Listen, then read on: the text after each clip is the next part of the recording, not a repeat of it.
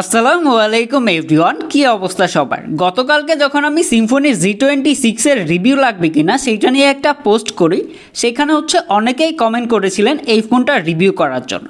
আপনারা কমেন্ট করবেন সেইটার ভিডিও আসবে না, এইটা কি হইতে পারে? এই ফোনটার ভালো খারাপ সব কিছু ইভেন কাদের জন্য না, সেটা আজকের এই ভিডিওতে জানাবো।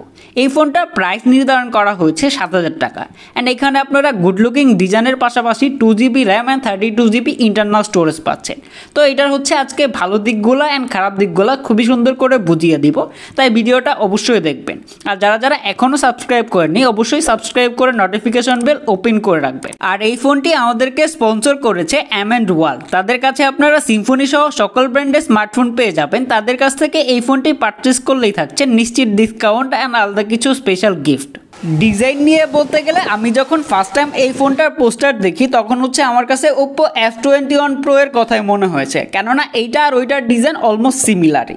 এটার ব্যাকপার্টে ম্যাট ফিনিশ দেওয়া হয়েছে, তবে এটা প্লাস্টিক বিল, যার জন্য দাগ পড়ে যাবে, বাট এইটাতে ফিঙ্গার ক্যাচ করে না, আর এটা স্লিপারিও ছিল না। আর এখানে রেয়ার মাউন্টেড ফিঙ্গারপ্রিন্ট দেওয়া হয়েছে, যেটা অ্যাকুরেট, তবে এটা আমার কাছে স্লো মনে হয়েছে। এটা যদি আরেকটু ফাস্ট হইতো তাহলে সুবিধা হইতো। অ্যান্ড এখানে যে ডুয়াল আইল্যান্ড ক্যামেরা মডিউলটা দেওয়া হয়েছে, যার জন্য এটা অনেকটা প্রিমিয়াম একটা ফিল দেয়। মানে মনে হয় না যে এই ফোনটার প্রাইস 7,000 টাকা। আর এর সাইডে ফ্ল্যাট ফ্রেম দেওয়া হয়েছে, তবে কর্নারগুলো কিছুটা কার্বি টাইপের হওয়ার জন্য ধরে কমফোর্টেবল ফিল হয়। আর এই ফোনটার থিকনেস 8.85 মিলিমিটার, আর এর ওয়েট 187 গ্রাম।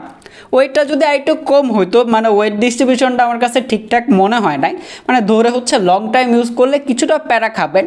আর বড় ফ্রন্ট ফ্যাক্টর হওয়ার জন্য এক হাতে ইউজ করতে গিয়ে কিছুটা প্রবলেম ফেস করেছি, বাট দুই হাতে ভালোভাবেই ব্যবহার করতে পারতেছিলাম, তেমন কোনো প্রবলেম ফেস করে নাই। এটাতে যাবতীয় পোর্টস অ্যান্ড বাটনই আছে। এখানে আপনারা দুইটি সিমের পাশাপাশি মেমোরি এক্সপ্যান্ড করতে পারবেন আপ টু 128GB পর্যন্ত। অ্যান্ড এখানে সিঙ্গেল স্পিকার দেওয়া হয়েছে, যেটা সাউন্ড কোয়ালিটি যথেষ্ট লাউড ছিল, তবে ফুল সাউন্ডে কিছুটা ডিস্টরশন খেয়াল করেছি। তবে এই প্রাইস পয়েন্টে এটা রেগুলার ব্যাপার স্যাপার। তবে ভালো ব্যাপার হইতেছে যে এখানে দেওয়া হয়েছে টাইপ সি পোর্ট, যেটা বর্তমান সময়ে অনেক ব্র্যান্ডই এই প্রাইস পয়েন্টে দেয় না। এখানে সিম্ফনি দিয়েছে, যার জন্য অবশ্যই সিম্ফনি প্রশংসার দাবিদার। তো ডিজাইন বাদ দিয়ে সামনের দিকে আসলেই পাচ্ছেন 6.56 ইঞ্চের একটি IPS HD+ ডিসপ্লে, যেটা 20 শেপের নচ ডিসপ্লে। আর এটার PPI 269 PPI.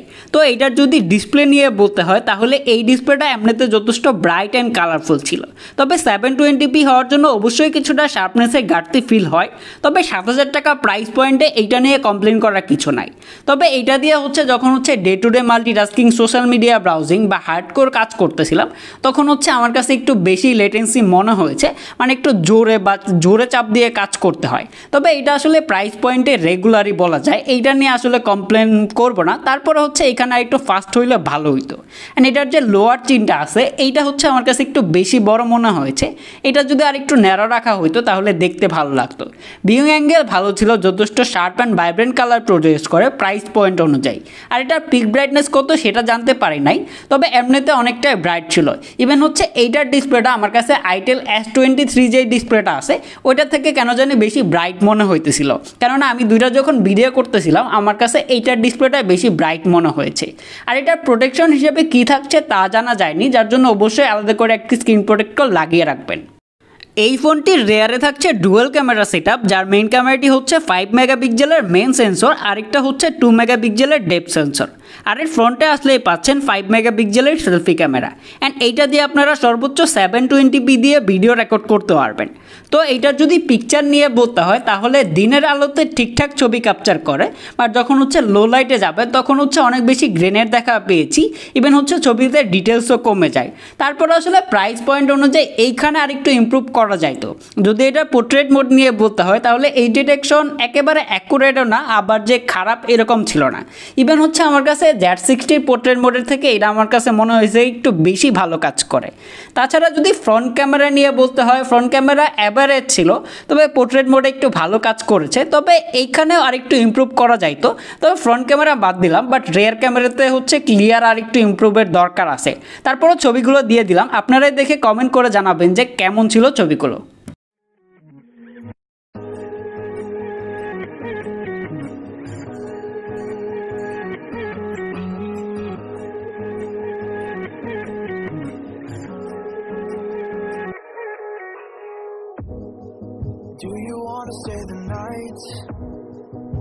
'cause I don't wanna be alone.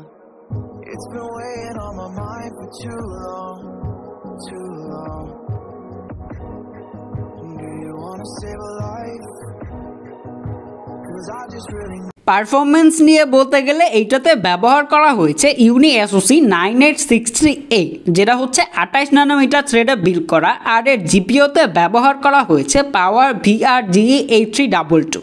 And এইখানে আপনারা র্যাম রোম ভেরিয়েন্টে পাচ্ছেন 2GB RAM and 32GB internal storage, আর এই স্টোরেজ টাইপ হচ্ছে eMMC 5.1।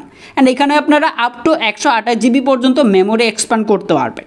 তো যদি এর পারফরমেন্স নিয়ে বলতে হয় তাহলে এটা বেসিক কাজকর্ম যেমন হচ্ছে day to day multitasking, movie দেখা, অনলাইন ক্লাস, ফোনে কথাবার্তা, এইসবের জন্য ঠিকঠাক আছে, মানে বেসিক কাজকর্ম। বাট যখন হচ্ছে হেভি মাল্টিটাস্কিং করবেন বা হেভি লোড দিবেন তখন এটা আসলে এতটা লোড নিতে পারে না। ইভেন হচ্ছে এটার যে অ্যাপস ওপেনিং স্পিড এটা হচ্ছে আমার কাছে স্লোই মনে হয়েছে। যেমন হচ্ছে আপনারা অ্যাপে ক্লিক করার কিছুক্ষণ ওয়েট করবেন, তারপরে হচ্ছে অ্যাপটা ওপেন হবে। এটা দিয়ে যদি হচ্ছে হেভি মাল্টিটাস্কিং করেন তখন হচ্ছে সিরিয়াসলি ল্যাগের দেখা পাবেন। তাছাড়া যদি গেম প্লে নিয়ে বলতে হয় তাহলে বলবো যে এইটা আসলে গেমিং ডিভাইস না, এটা দিয়ে বেসিক কাজকর্মগুলাই ঠিকঠাক মতো করে নিতে পারবেন। তারপরে এটা দিয়ে 2D 3D যে গেমগুলো আছে সেইগুলো ভালোভাবেই খেলতে পারবেন, তেমন কোনো প্রবলেম হবে না। তারপরে এটা দিয়ে আমি ফ্রি ফায়ার খেলেছিলাম, ফ্রি ফায়ার হচ্ছে অনেকক্ষণ খেলার পরে ল্যাগ বা হিকাপের দেখা পেয়েছি, ইভেন হচ্ছে ফ্রেম ড্রপেরও দেখা পেয়েছি। তাছাড়া 2D 3D subway surfer, temple run, তারপরে কার গেম, সেগুলো ভালোভাবেই খেলতে পারতেছিলাম। তাই বলবো যারা আসলে একেবারে বেসিক কাজকর্ম করেন অ্যান্ড বেসিক গেম প্লে করেন তাদের জন্য এটা ঠিকঠাক আছে, বাট হেভি মাল্টিটাস্কিং করেন তাদের জন্য অবশ্যই এইটা না।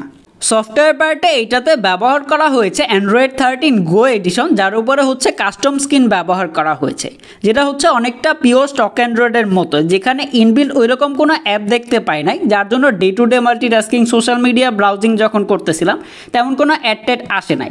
বাট এইখানে যে ইন্টারনাল মেমোরিটা আছে 32GB, এখানে হচ্ছে কিছু অ্যাপস ইনস্টল করার পরই হচ্ছে যে 22GB ফিল আপ হয়ে গেছে। তার জন্য এইটা যারা পারচেস করবেন তারা আলাদা করে একটা মেমোরি ব্যবহার করবেন, ইভেন হচ্ছে লাইট অ্যাপসগুলো ইনস্টল করবেন যাতে করে এইটা থেকে বেটার একটা আউটপুট পাবেন। তারপরে হচ্ছে হেভি মাল্টিটাস্কিং করলে টুকটাক ল্যাগের দেখা পেয়েছি।